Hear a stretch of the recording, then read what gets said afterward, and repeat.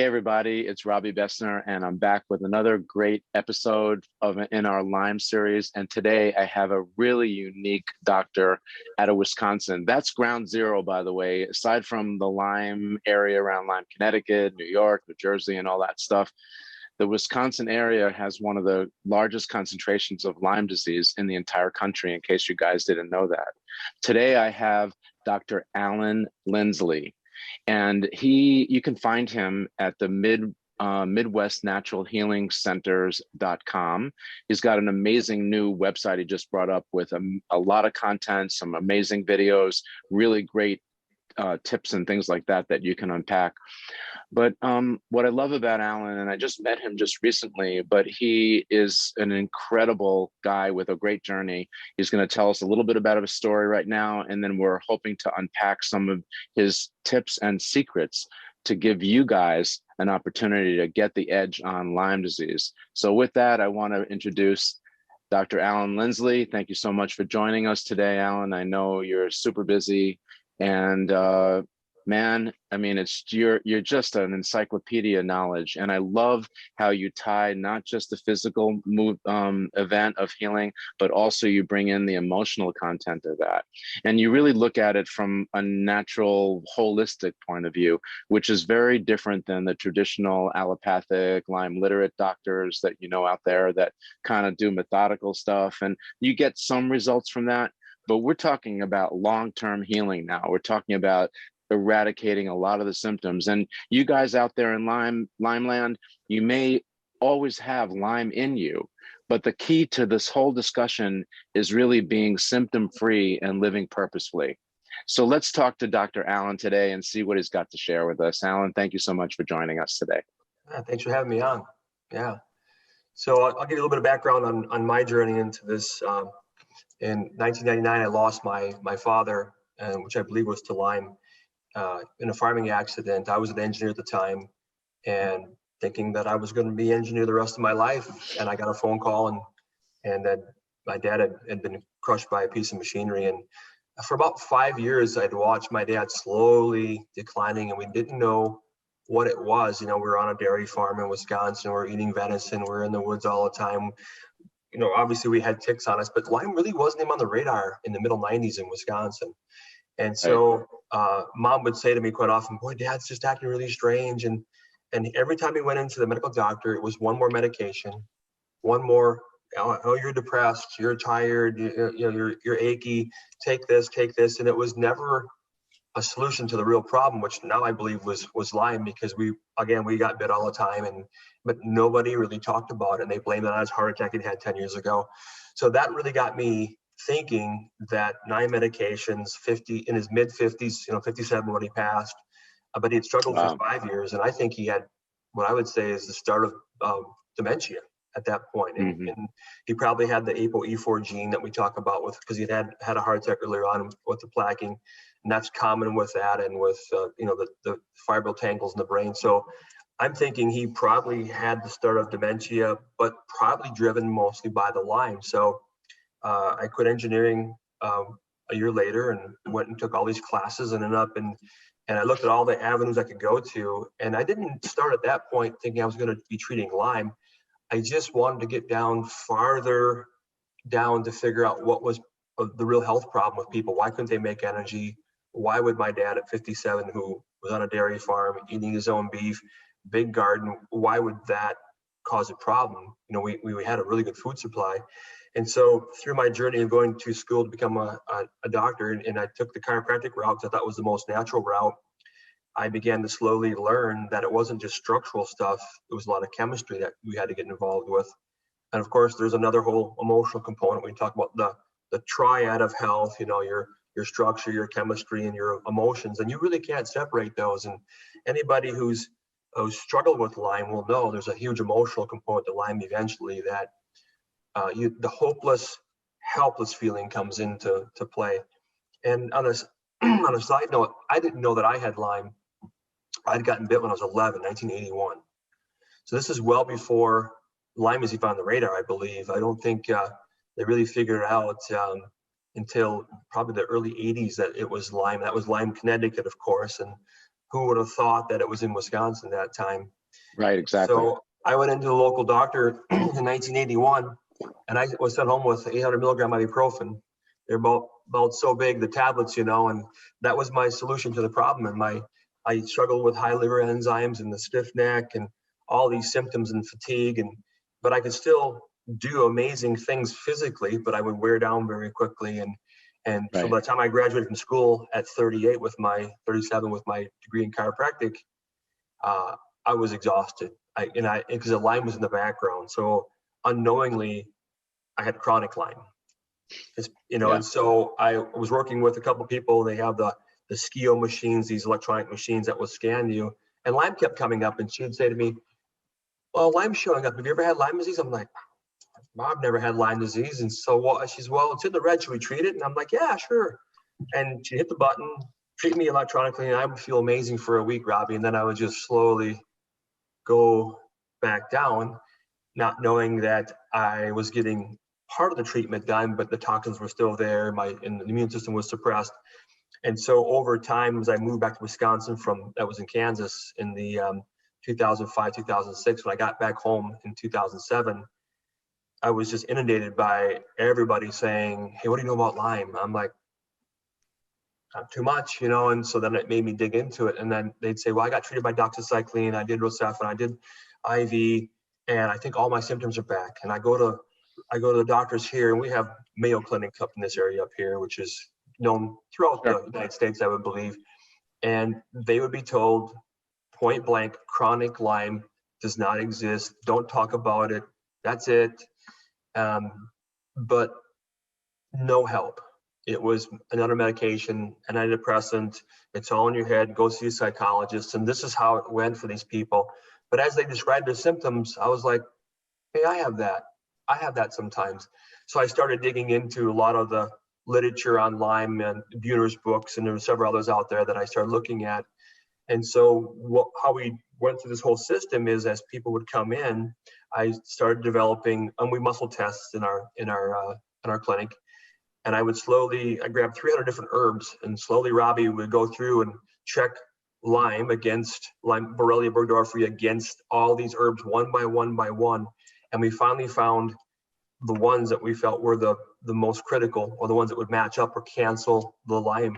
And so through Lyme, Babesia, Bartonella, Ehrlichiosis, Anaplasmosis, and all the different forms of Lyme, we were able to put different blends of herbs together and then test that. And that's kind of how I got into it, not because I wanted to, but because I was being asked over and over again. And what's funny is several years into this, I had a gal come in with her mother, and she was probably 69 or 70 at the time.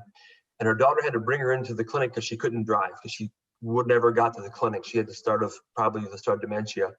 And all we did was clean up the Lyme and clean up the toxins that were there. And by the third visit, she was driving her car. She was back to normal. And her daughter never told me what she did. She'd sit in the corner and just take these copious notes. And one day she showed up at my office probably a year later and wanted me to treat her for Lyme. And I said, "Well," and I'm looking through her intake form, and she's a pharmacist. Okay. And I said to her, "You're a pharmacist. What do you want with herbs and nutrition and detox?" She said, "Well, I read every white paper and every antibiotic used in that world, and I have access to it." But she said, "I don't believe that they cross the blood-brain barrier deep enough or cross into the joints deep enough to really get rid of it. It looks good for organs. It looks good for muscles." So we developed a nice relationship, and we talked back and forth. But I thought that was funny that someone who's really knows drugs, right? A pharmacist has 8 years of chemistry, and she's saying, "Yeah, it's not going to get it done." And so that really made me dig even deeper for more understanding at that point. So that's kind of how I got into it. And what we really learned is that, the big question you get, and I'm sure you've got it too, Robbie, is do you ever get rid of Lyme? And I tell people over again, look, if you live to be 95, you can jog 3 miles a day, know all your kids' names, and you're fully functional. If there's 2 bugs there, I don't care. It's all about symptomatic control the symptoms, number one. And then can you actually live your life? There's a lot of people existing with Lyme, but they're not living anymore. And that was the big difference. So my goal was to tell people, look, if we can bring your energy up in your cells, and bring the load of toxins down, at some point that teeter-totter flips. When that teeter-totter flips, you win. And that's what most people don't address, I think, Robbie, in this Lyme world. They want to kill, and just give it all this. But the real deal is, it's not the Lyme that hurts you, it's the excretions from them, right? Right. The toxicity, exactly. The toxicity, it's 100%, and we can talk more about that. So about 3 years ago, I partnered up with Cellcore. I don't know if Dr. Todd Watts and Dr. Jay, they developed Cellcore, and Todd had been after for a while. Hey, Alan, come on out and let's get your products in with our products. I like, because I met Todd through helping him with some Lyme stuff years ago. And so he had an understanding of our product line. So finally I agreed, and we've kind of joined forces on that level. Now I get to research and lecture, and we're together quite a bit. But through that whole process, I met Dr. J and met his wife and her story. And the story is really common out there. I had Lyme, have Lyme, get better, get worse, get better, get worse. But the body only knows stress, Robbie. It's just stress. So what's the stressor? Is it work stress, life stress, marriage stress, Lyme stress? I had a car accident. It just knows stress. And so what we're always trying to do is figure out how to, and that becomes emotional after a while, So the biggest thing we've learned is to turn the energy of that cell up. And when I developed a relationship with Todd and we started looking at all the products, what we really started to focus on was mitochondria. Okay. Right. And when we really understood mitochondria, how the mitochondria work, and how the mitochondria can be poisoned, boy, when we got that piece of the puzzle for all these people with chronic Lyme or a parasitic infection, or it could be Epstein-Barr, anything where the body's tired and we can bring the energy back up in the cell, it's amazing. You win pretty much every battle in the body when the cell has enough energy. And my joke in my clinic is, if you make energy, you don't need me. I tell all my patients that. Everybody looks at mitochondria as like the powerhouse, cell powerhouse. Right. But when you really dive deep into the mitochondria's function, what they wear kind of two hats. And one certainly is cell energy. But when your body is being attacked by foreign, bodies, or being overwhelmed by an imbalance of microorganisms, parasites, mold, the co-infections, Lyme, and so forth, it switches the hat from cell energy to sort of fighting the battle of trying to keep creating homeostasis or keeping decorum among the microorganisms that are so beneficial for our body to thrive. And so really what you're talking about now is switching that hat back, kind of keeping, first and foremost is lowering the toxic burden so that the patient becomes less symptomatic. Right. And that gives them a lot of their energy back. I want to just dial back to something you said that I think is so important about dementia and Alzheimer's. What they're discovering now in many of the autopsies on people that pass is that they all have, most of them, 98% have Lyme. Yeah. And no one's looking for Lyme as a root cause. So I just love that you went there, because people just think it's an enemy, and it's not. It's just an organism that's thriving inside of you. You created a perfect storm environment for them. And so if you shift that back and give the body energy and supply the deficiencies of the nutrients that the body needs, that maybe the parasites or the organisms have used up, then we've got a great platform for healing. And even, diving into Cellcore, by the way, they're my number one go-to for the binders and things like that we can talk about a little bit further. But we love using our infrared saunas to basically mobilize the toxins, and then the binders to pull it, to grab it together, take the stress off of your filtering organs, and then expel these toxins from the body, which is key. So let's keep going, because you're on a roll. So one of the things that we noticed, so when Todd asked me to come in, I was lecturing about Lyme initially, and we got into the mitochondria part of that.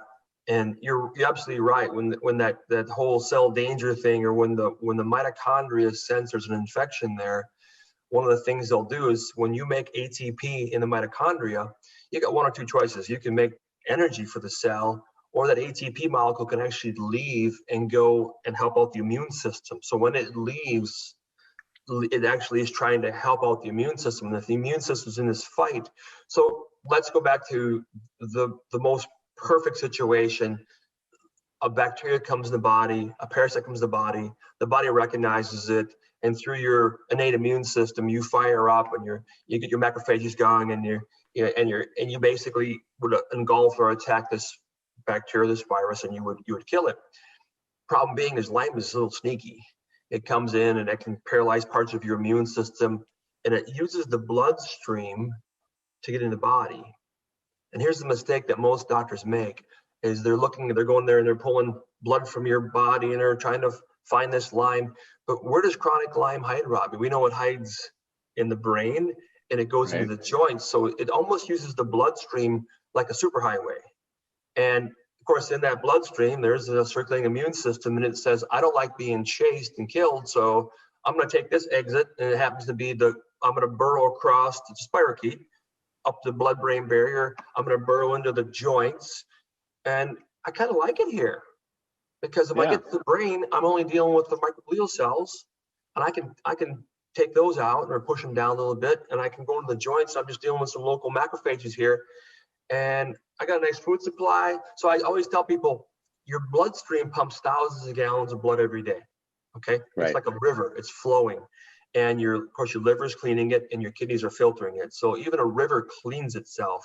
But when you get outside that river, I call it the stagnant pond situation, or the syndrome, where above the blood-brain barrier, there's no more blood there. If there's blood in parts of your brain it's not supposed to be, we call it an aneurysm. You don't live very long. And it gets in the joints, that's another stagnant pond.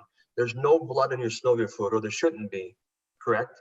So these bugs set up there, and what do? Well, they create ammonia, which is one of the big toxins. And one of the things that we found when the ammonia's there, it's a very, very high pH, about 11.46. So it's about 46,000 times higher than your pH. And it basically tears you apart.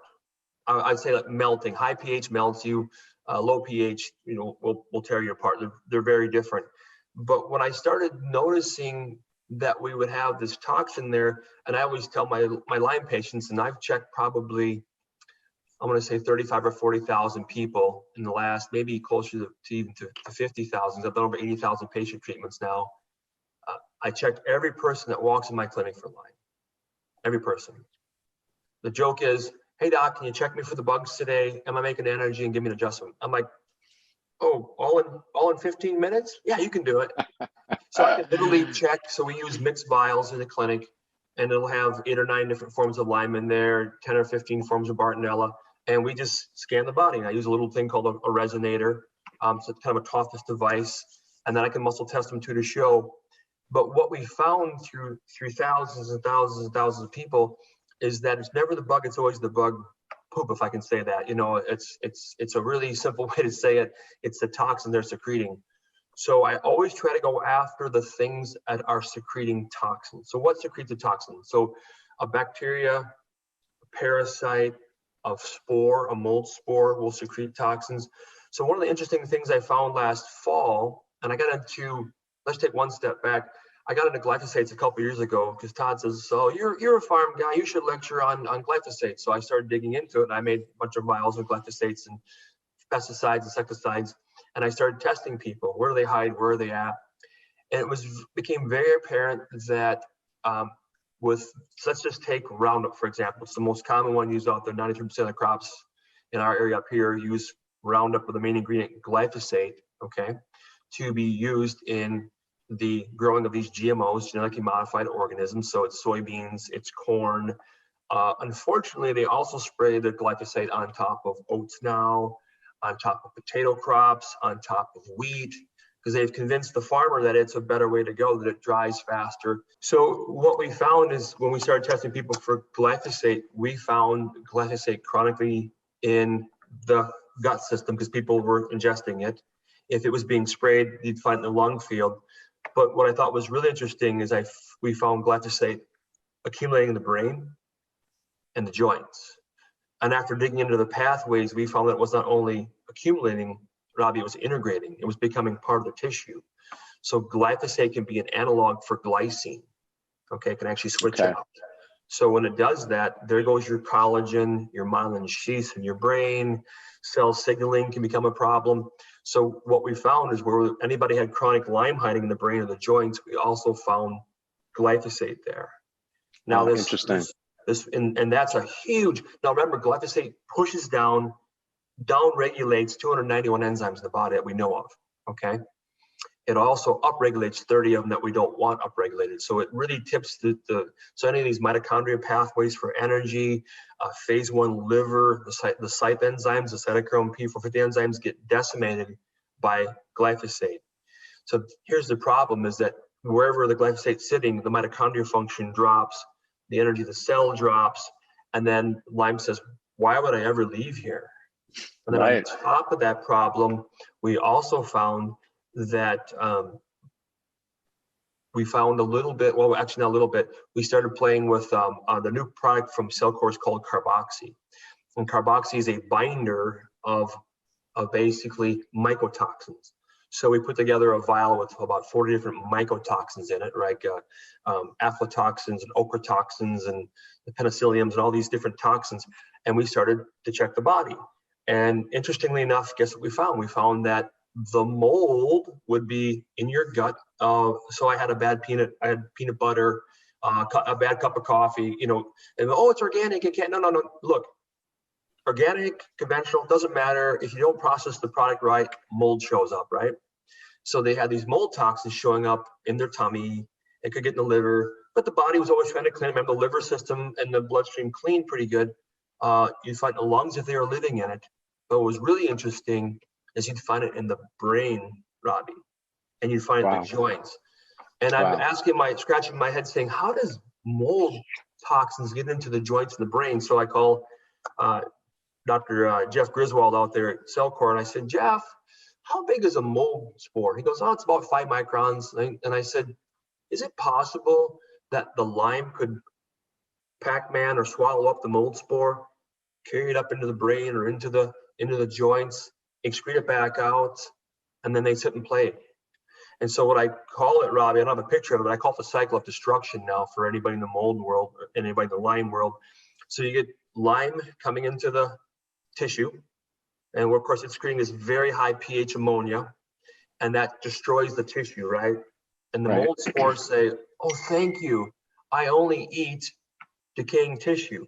So the mold spores will ingest what the Lyme bugs broke down, and then they secrete the mycotoxins, which we know are a terrible immune suppressor, terrible energy suppressor, mitochondria suppressor, and then the circle's completed by the Lyme saying, hey, thanks, mold spores and mycotoxins.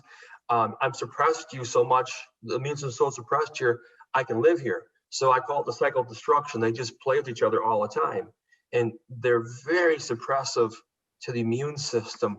But what might be even more interesting, I'll be presenting this in Florida here next week, is the amazing increase. So how does a person with Lyme feel, Robbie, in the brain? How do they feel typically? Oh, well, they've got a full host of the cognitive challenges where they just have these episodes where they would sort of drift away. Yeah. They get ashen in the face. Yep. And then it's like, is anybody there? Yeah. Yeah. And then boom, they kind of go into it and then they snap out of it. Yep. And they virtually have no memory of that 1 to 2 minutes. It's almost like a little mini stroke or something where their brain is sort of just stepping out for a minute, then stepping back in.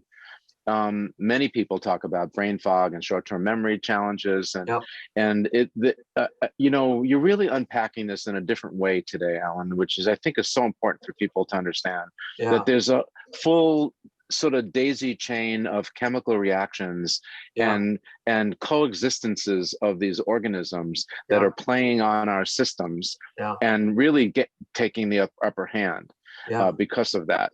And I know that you're going to come. Hopefully at the end of our discussion, towards the end, you'll give us some real solutions to all this. As you mentioned, one, Carboxy is, I know it just came out, and I know that it's like, now I believe it's going to be the flagship of the Cellcore binder selections and things like that. I think it's just amazing. So one of the things that's interesting that people don't talk about, because in the Lyme world, okay, let's just go back for these Lyme literate medical doctors, and sometimes I call them Lyme illiterate medical doctors because they go to a weekend seminar and they know the world on Lyme disease, but it's not really how it works. If you decide to kill a bacteria or a parasite, and Babesia is a parasite, you better darn well be able to absorb bind those toxins up.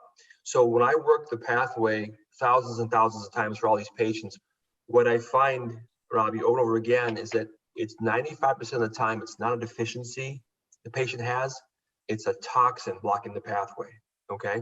And that's a really important thing to understand, because what they'll come into your office with is their garbage bag, right? Literally a garbage bag. Well, okay, let's just say it's a Kroger bag, or it's a Whole Foods bag of 24 supplements that keep them alive.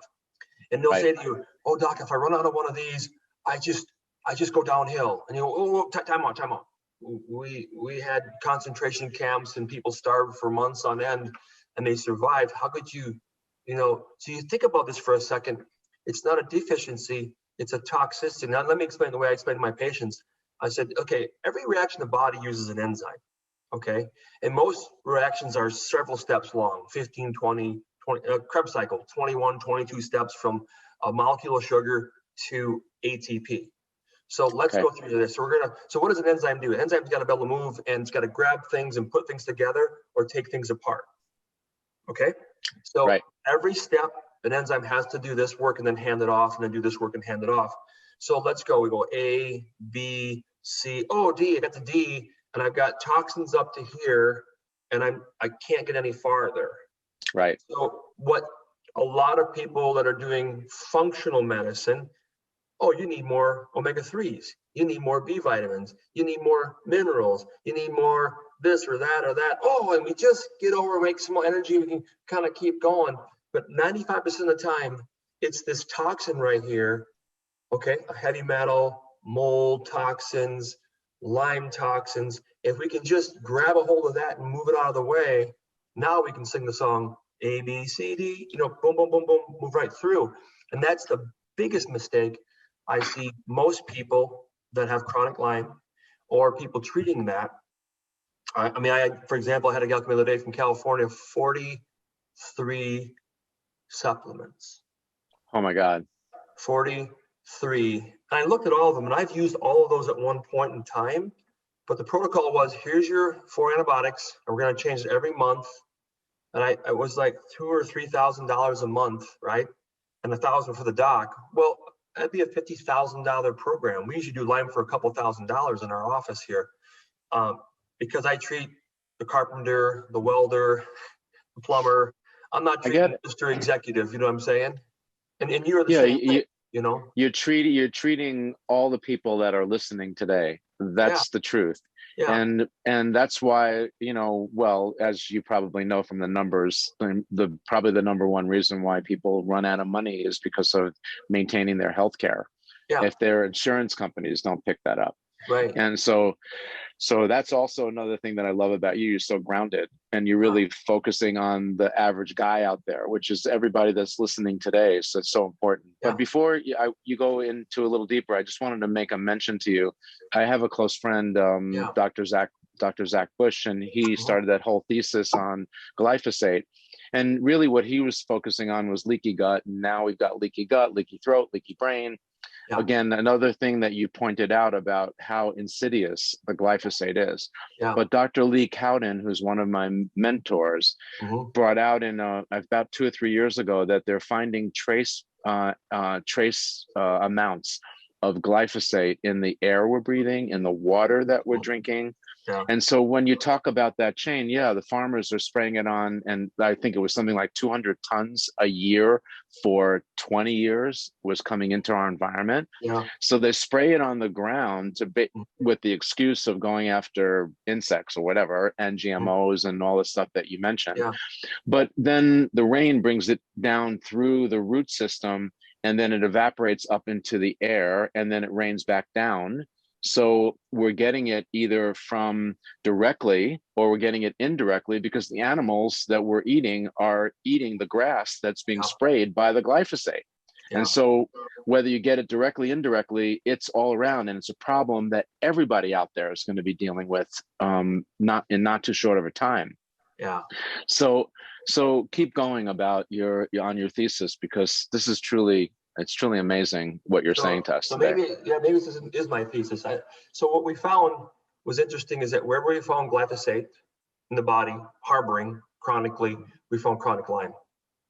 Right. And then where we found that, we also found chronic mold because of the cycle disruption takes place there. So we know that glyphosate suppresses immune system, suppresses mitochondrial function, and that's why you have all these cancer cases going on right now, because of what's happening here with this buildup of glyphosate, especially if somebody is spraying it or exposed to it. I think the sugarcane, people working in the sugarcane fields, that 25% of them have a kidney failure and just crazy amounts of stuff. So glyphosate in the most basic form was released as a pipe cleaner back in the 60s to clean pipes. But what it does is it binds to minerals, and actually it binds to any positive mineral. Just to talk about it for a second. So a lot of atrazines are very specific. They might bind to zinc, they might bind to calcium, but this one binds to all minerals. So it's a mineral chelator. It's going to pull the mineral out. So it pulls the mineral, it blocks a pathway called the shikimate pathway in the plant. So they do this GMOing, or they get around that. So the plant gets knocked down, but it can come back up. So they're spraying it directly onto a live plant, but all the weeds are killed around it. So that's absorption, but then it hits the ground, it reabsorbs into the ground, and eventually it comes up the soil, up the plant's stem, and it's desorbed. And now we're finding it in the center of the nut versus being on the surface of the soybean pod. Okay, Exactly. So it's a whole nother level of crazy. And then it does bind to the mineral, and as it rains, it gets dropped down and it gets into the water table. And of course, we all know if you have a well, you're going to have minerals in that water, and it's attached to the mineral, and now I'm drinking it, right? So it's a big problem. So what we found in the brain, which is really interesting, I'll be talking about this next week, is that you have neurons in your brain. They say about 1 billion neurons, Robbie, and about 1 trillion synapses. Okay, who counted them? I have no idea. So it's an estimate, okay? So Yeah. That being said, about 7 to 10% of your brain is microglial cells, and those are the local immune system in your brain. So here's what we commonly see. When these microglial cells are there in your brain, and they call them in a resting state. And a resting state means if you get a concussion, it's going to come and try to repair the concussion and take out the damaged neurons, or there's a poison there, it's going to try to take the poison out, or it's going to grab an infection, it's going to engulf it. And that's how macrophages will typically work. But when you have a chronic toxin in the brain, and what would Lyme be? It's a chronic toxin. And now we're seeing glyphosate there. We're seeing mold mycotoxins there, all playing with each other because the Lyme bugs, I believe, are carrying them in. Now we have a pretty huge load of chronic toxin. Now, chronic stress is no different. Is the same as a chronic toxin. So if I have a terrible job, or I've had a terrible car accident, or a fall, or a relationship that's not good, that's a chronic stress. Well, fighting Lyme is a chronic stress. So all of that stresses my brain out. And so these microglial cells will go from their resting, easygoing state to this primed, and that's it, gloves off, let's go. And they go into what they call an M1 form. And now they're going to fight. And what they secrete are cytokines, okay? And then NF alpha, and there's a couple other toxins they secrete.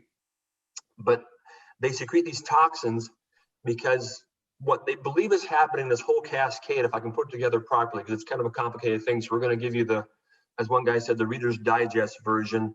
The neurons in the brain, when they have chronic toxins from Lyme, mold, heavy metal, glyphosate, they begin to become damaged. And they will actually secrete a signal for apoptosis. Hey, take me out. I'm not strong anymore. Okay? The microglial cell picks that up and sees the signal, and then it talks to another cell in the brain called the astrocytes. Now, here's what's interesting. The astrocyte cells in the brain are the ones that are protecting your blood-brain barrier. They're looking for toxins. They're actually helping signal chemically new neurons to be made, new synapses to be made. But when they are told by the microglial cell to go fight, they actually are the ones that engulf the neuron. And so here's what actually I believe is happening in the brain. Chronic toxin, chronic stress, neurons become damaged by this chronic stress. Microglial cells pick up the signal. They call up their buddy, the astrocyte, which goes into an A1 form, okay? And they start destroying neurons like crazy, okay? And it's a cascade that if you don't get the toxins out of the brain, you can't shut that cascade down, okay? So instead of the astrocytes making new neurons and new synapses and really keeping your brain vital, it's literally destroying your brain because the toxin is there. Man, again, it's not the Lyme, it's always the toxin, but we're dealing with multiple toxins here, not just one. So this thing spins on itself. I call it the cycle of destruction, right? So guess what they found? Everybody did an autopsy on who died of ALS, MS, Parkinson's, or dementia. They found high levels of M1 microglial cells in their brain tissue, high levels of astrocytes in the A1 form. They found high levels of cytokines, the signaling there. And so they found for sure, 100%, that was what was happening. So guess what's on the rise in this country right now, Robbie? ALS, MS, Parkinson's, dementia is through the roof, and young dementia, we're calling it autism today. Right. So when a young kid gets attacked by mold or by glyphosate or by Lyme, or God forbid, all three in the brain, instead of this kid being able to prune his synapses and have this perfect, they literally get stuck at 5. And then we throw 72 vaccinations in there by the time they're 5, which is a whole nother level of chemical and cell signaling. And this kid's, they get stuck in, I would say, an early brain development. So what is an autistic kid? They're either happy or they're violent, typically, right? There's no in between. They don't have the higher centers and they never get to develop those because they get stuck. So instead of pruning synaptically and making all these really good choices in the brain about, being able to talk and think and using upper parts of the brain, they are stuck because of the toxins there. And they spin in this muck, and this astrocyte keeps destroying, and they're not developing new, and they literally, their brain development gets paralyzed by the Lyme being there, probably the glyphosates being there. No one knows for sure which one it is. And then think about a person who's had Lyme for 10, 20, 30 years. Right. You become very hopeless and very helpless because what do these toxins do? They basically eventually put somebody into severe anxiety, depression, brain fog. They don't care anymore. The will to live is gone.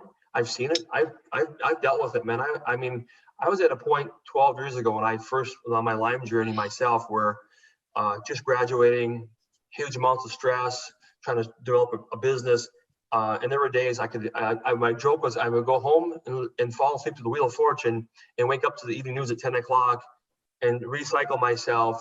And I couldn't do anything anymore. I was existing. I wasn't living. So I had to kind of work myself out of this hole by just reading and looking. And it was basically sheer determination that got me out of it, because I was probably as bad at that point after going through 3 or 4 rounds of boards and all the schooling, that I was as bad as anybody out there with Lyme. And it was just probably a gift from God more than anything that just kept pointing me in the right direction. And I would add this to the protocol, add this to the protocol. So what we now know about most of the disease process in the body today, I believe it's the toxin first, okay? Suppressing the mitochondria, suppressing the immune system, causing your brain to be lit up and literally destroyed by these toxins. And so we can fight all day long and take all kinds of antibiotics, but that's almost the backwards approach to it. You have to bring that inflammation down in the brain. So you quiet the microglial, the M1 cells in the brain. You quiet the astrocyte cells in the brain so they stop attacking you. If you can do that part, and then, okay, let's do a little bit of binding. Let's do a little bit of lowering the pathogenic load that's there.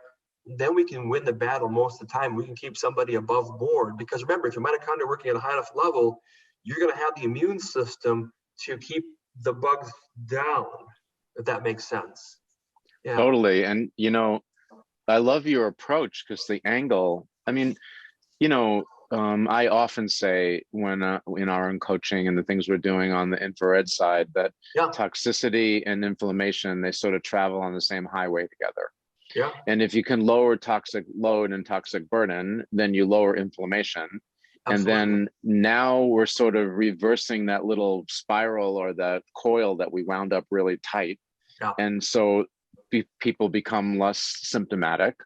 Yep. And then they have hope, because when you're sick and you kind of can't figure it out, and you're reaching out to all your resources and they're not helping you, or you have glimmers of help or health in a sense, and then you kind of go back into you have another episode and you're going, oh my God, this is just never going to end. Yeah. And what I feel is even more, maybe I'm just hypersensitive to this, but the adolescents, the young kids, when they get hit with this, they just see their lives going, falling away in front of their eyes, Yeah.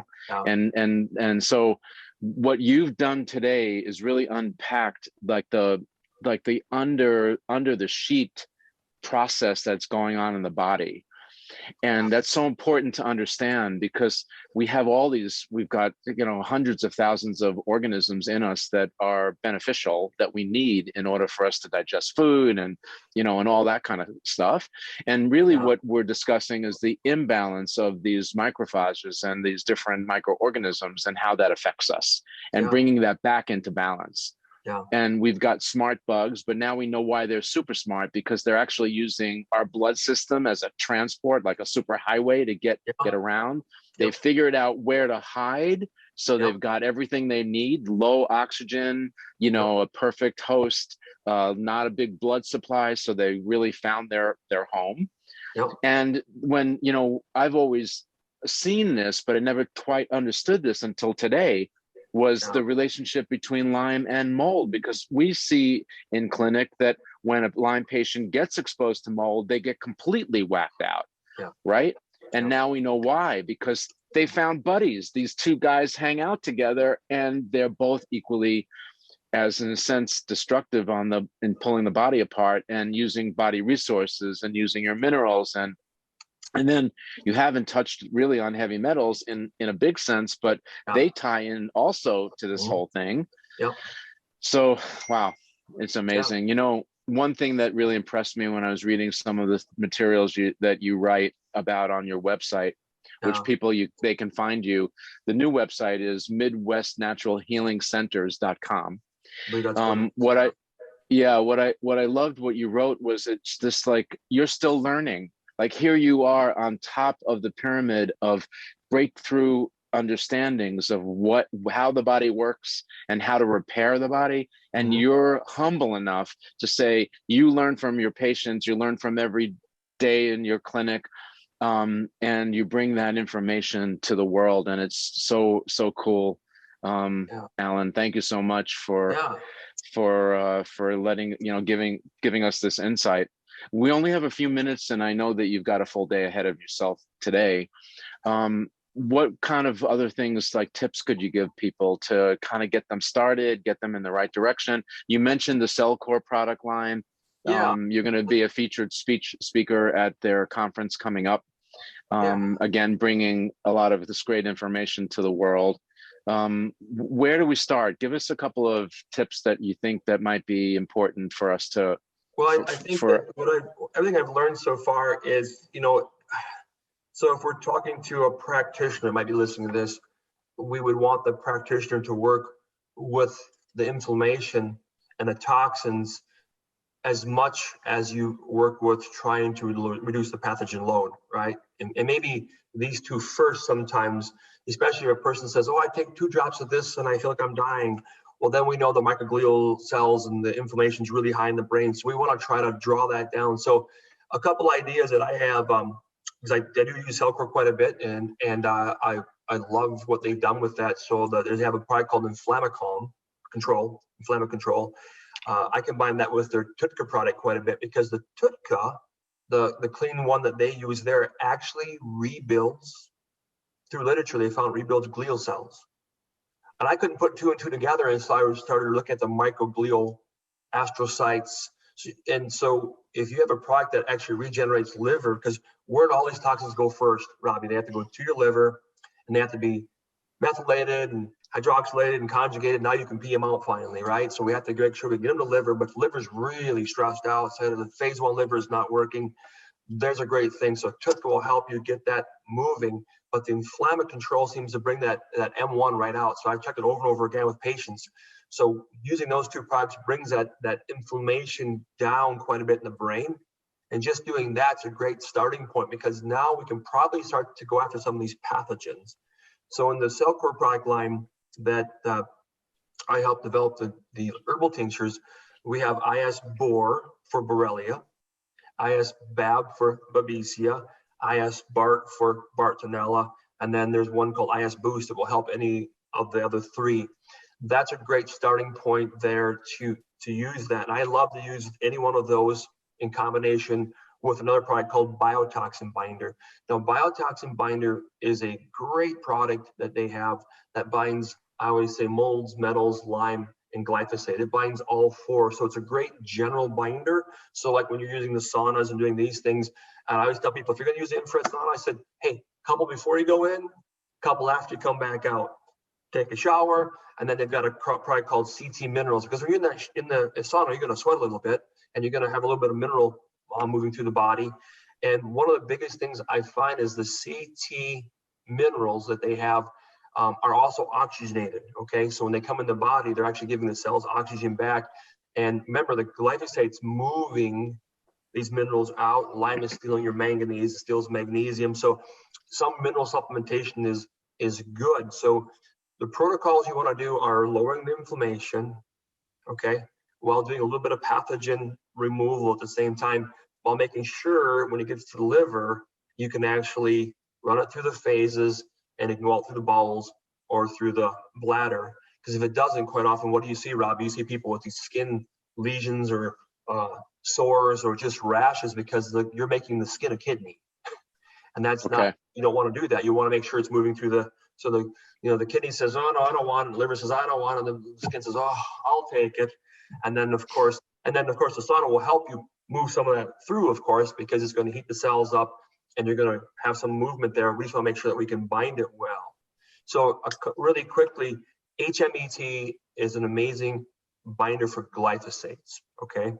HM stands for heavy metal and ET, environmental toxins. And so that's a great one for binding up if you have a known glyphosate problem. And I say anybody who has chronic Lyme, anybody who lives in a farming community or just anywhere. I've checked over 10,000 people now for glyphosate. And I can tell you, I have not found a single person yet that didn't have some level in their body, okay?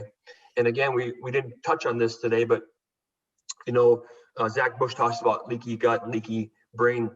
All of these membranes are made from elastin and collagen, aren't they? So one of the things I'll be talking about in Florida, I've talked about several times with the Cellcore, the Eco seminars, is that glyphosate displaces glycine and makes the collagen very weak. Normal collagen should stretch. Think your intestinal system should stretch, ligaments should stretch and compress and not break. But look at all the kids today that can't play sports anymore, Robbie. 70% are non-contact sports injuries. You and I are not too far apart in age. We never saw anybody turn an ACL. We never saw the intestinal problems we have today of the gut. So you have to remove that glyphosate out over time so you can get really good cross-linking of your collagen so you can have a good gut wall. You can have a good blood-brain barrier. And if you can do that, that's half the battle. Just grabbing these things that aren't supposed to be there. My joke is, hey, let's get rid of what's not you and rebuild you. Okay, 2-step process. And so many people aren't aware of the glyphosates. They're not aware of the mold toxins, and then the chronic Lyme issue around the country. And I think Lyme is allowed to be there because these other 2 are there now. And then so controlling inflammation through the inflammatory control with the TUTCA is amazing for the brain. Binding the HMET, the carboxy specifically for mold toxins. I don't think there's a better product out there. I'm not trying to promote Cellcore in a sense. I love their products. I love the people that formulate for them, but I have not found a better product. The cholestyramine, a lot of the medical facilities use that because a lot of GI distress there. But the carboxy is amazing at binding up mold toxins. And there's a little bit of carboxy in the Biotoxin Binder. And that's why I like using that up front, because it's a general binder. And when I'm at a pathway, Robbie, and I'm looking at mitochondria function and I can't get pyruvate to convert into the Krebs cycle, 95% of the time, if I apply one of those binders there, instead of the pyruvate not getting down into the energy cycle and just kicking off the lactic acid, I can resolve that problem in days, having them convert by just grabbing up the toxins first, and then a little supplementation on top of that. But I think a lot of people, we've been told when you get a lab test back and it says that you're low in something or you're not getting through the Krebs cycle, you're blocked. The first thing we've always done is grab a nutritional product, right? And so you cannot use a builder. You need to use a binder or a detoxifier first, right? So building, I always tell I treat a lot of carpenters and I always joke around. I say, so would you ever throw a 2x4s into a burning house? And they go, well, no, you idiot, you wouldn't do that. I said, well, you're on fire. Why are we throwing more 2x4s in the house? Let's put the fire out, assess the damage, grab the damage, grab the toxins, right? And now we've got a pretty good picture after a couple months of what needs to be rebuilt. Does that make sense? Totally. It's so amazing. I mean, and it's also, to me, it's intuitive, but it's counterintuitive to the general understanding of the way to manage this stuff. Yeah. You know, like you see a blood test, you're deficient, so just take more of that supplement. But how could you take that supplement?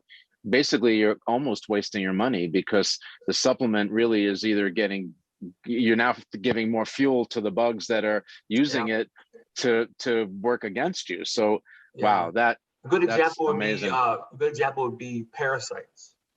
Mm-hmm. You know, Cellcore is very, very good. Dr. Todd Watts and Dr. J really talk a lot about parasites. But when somebody comes in and they have anemia, maybe they're running 11.5 or 12 hemoglobin and their ferritin's at 20, and it should be, of course, very different than that. The last thing you want to do is throw iron at them, because you ask the questions: do you have a bleeding ulcer? Do you have tarry stools? Do you see blood coming out your rectum? No, I don't. Do you have a 12-day period? No, you're a guy. You don't have a cycle. So all these things aren't there. Well, where's the blood going? Or where's the iron going? Well, if you got babesia, it's taking your blood cells apart, stealing your iron. Of course, it's your ferritin stored, quite a bit of it stored in your liver. So it gets into your liver iron tank and it starts to lower your levels here. We have to remove the pathogen first. Otherwise, if we feed iron, they're just like, oh, thank you. It's like fertilizer to the bugs. Yeah, exactly. Wow. Yeah. You know, I loved what you just touched on, the collagen piece. And when we first met, you were getting into it a little bit deeper. And, you know, we're working with light frequencies, and the near infrared frequencies on the full spectrum devices that we make actually support mitochondria and the Krebs cycle. They also do microcirculation, which brings more oxygen, and they also support the natural production of collagen. And so we've always looked at it from my perspective from the anti-aging point of view, not from why the heck is the collagen that's supposed to be flexible actually being rigid? How does that translate? And you mentioned it, when young athletes are getting injured when they shouldn't be, because they should be totally flexible. A lot of it has to do with that, and it roots back to many of the things, these imbalances and the glyphosates and everything else that's basically eating us up from the inside out. Yeah. So we're all told not to go out in the sunlight anymore, and sun is bad for you and all this stuff. But when you have your far infrared or near infrared type devices, they actually drop. So I'll say how I've researched it is the red spectrum goes right to what they call complex 3, which is almost the last step in the Krebs cycle. So I go, when you use a red light type of device, like you have like a sauna with this infrared, I said, you're basically getting energy to the very end of the cycle in one step, and you have energy without even eating. I mean, the whole reason we eat is to make ATP. So when you have this light coming in, red light therapy or a sauna like that, it's dropping onto complex 3. 2 steps, you have ATP. So that's why people 10 to 15 minutes a day on these devices, it's amazing for their ability to make energy because they don't have to digest the food. They don't have to run through the Krebs cycle. They need to breathe, okay? But other than that, with the oxygen there because you're taking photon light, turning into electrons and running right in the electron transport chain. It's a really neat process. So that's why a lot of people feel so much better using a device like that 20, 30 minutes a day as part of, and then the other side effect is you have the detoxifying because it is stimulating those pathways and making you sweat a little bit and opening up, and you can move the toxins out. So it's a nice combination. Yeah, amazing.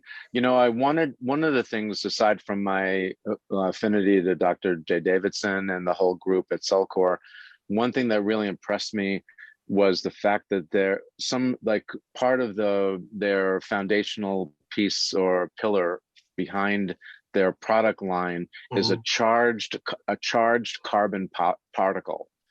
And so that charge, that ionic charge, is so important to have the proper assimilation of their product line. And so essentially our bodies are like little batteries, you know, or our cells are like little batteries. So we've got, in order for us to have a neurological system that's optimal, that battery actually has to be a neutral charge, the same amount of negative and the same amount of positive charge in the body. But most of us don't touch the earth anymore. And so we don't get the negative charge of the earth or that ionic charge to create that balance. All right. Now, Cellcore products offer the negative charge. So the potentiating of all of their supplements is so much greater than anything else I've seen out there. And that is the absorption. So that's really super, super, super important. And I love that. As soon as I heard that, I said, oh my God, I'm done, because I'm sold on the Cellcore line because of that, just from that element alone, you know? Anyway, wow. And what's interesting, it's one of the main drivers they use in a lot of their products are humics and fulvics, and where are they pulled from? The earth. Exactly. They have the ability to give and take hydrogens and oxygens and electrons, basically. So it's like taking charged particles from the earth and ingesting them. You know, these things have been in the earth for thousands of years, but it's not like charcoal, where charcoal's been burned to a crisp and there's no carbon energy left there. So these are charged carbons with hydrogens and oxygens waiting to come in and do the work in your body, which is really interesting. I think they have some of the highest, Dr. Jeff Griswold, he's become a good friend and we talk, and he tells me the energy of these products. Well, some of them, I'll put this in a reference. He says, if you have 500, 800, that's like a really good product. I believe the oxygen and minerals are, I don't remember which one is it, it's over 12,000. It's crazy. He's developing one now that in a lab had 166,000 units of energy. And I'm not sure the energy measurement, but he's saying, look, most products 300 to 500, maybe 700.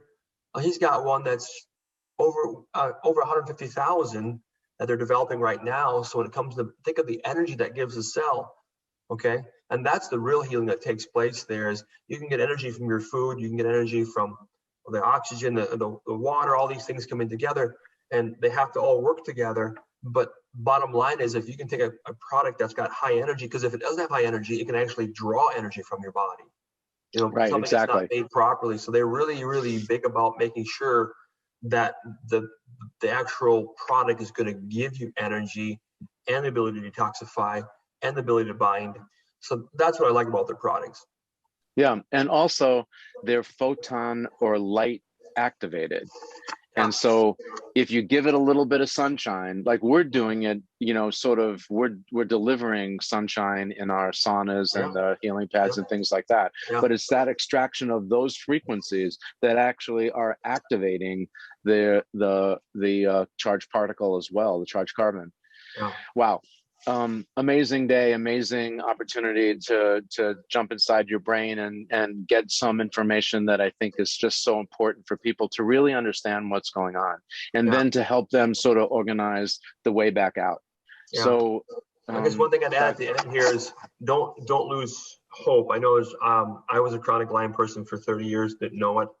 And when you can finally take the fire off the brain and inflammation off the brain, that's when the real healing begins, I believe. And that's a big piece I think a lot of people have been missing. So that's one of the things I love about what I'm able to bring to cell cores. And I see patients, I see 4,000 to 5,000 people a year. Yeah. And I'll just say this the way I see it. If you're not seeing patients live, it's really hard to do the testing. You know, a lot of people have gone completely virtual, which is fine, but I pride myself on still seeing a lot of face-to-face patients testing, interacting, because that's where I really learn my bulk of the stuff. And I can take that information right back to Cellcore and say, can we look at this? And that's a very quick turnaround time there.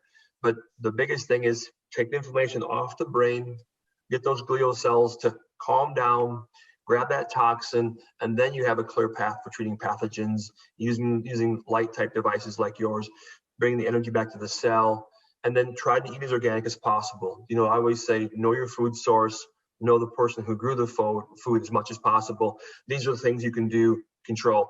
And one of the things I tell people, look, if you stop eating it, they'll stop growing it. If you don't buy it, if you don't buy the crap, they're not going to grow it anymore. You know, you know how right. we vote with our shopping cart. That's it. Yeah, perfect. And that's probably part of that's just getting educated and going, wow, GMOs are all loaded with glyphosates, insecticides, and fungicides. If I can move away from that stuff, I can just be healthier by that. I mean, I don't know if you can truly get organic anymore. It's really difficult, but you can definitely get less conventional. And that's your starting point with these products and what you're doing. That's the starting point for most people. If we go back to 1950, I always kiddingly say 1950 was easy. There was almost no insecticides, pesticides, herbicides out there. There was very little plastic. It was all glass. We all had a garden in the backyard and some chickens running around, and we knew where our food came from. Today, we have no idea for the most part. Yeah, you know, unfortunately, our kids are the ones that are inheriting our environment these days. Right. And so that's what's so important about the research that you're doing and unpacking and really creating a system of understanding, a really intelligent approach to managing not just Lyme disease, but really just general health in, you know, living on the planet these days. Yeah. And so thank you so much, Dr. Linsley. Yeah. You're amazing. Can't wait to give you a big hug in a couple of weeks at the convention. And super, super excited to have you on today. You really gave us so much information. And thank you for all of your research and your hard work. Yeah. It's amazing. Thank you. All right, guys, stay tuned. We got some more great episodes coming up in our Lyme series. And Dr. Linsley, you're superstar, all-star. Thank you for joining us today, and have an awesome, awesome day. Appreciate you. Thank you.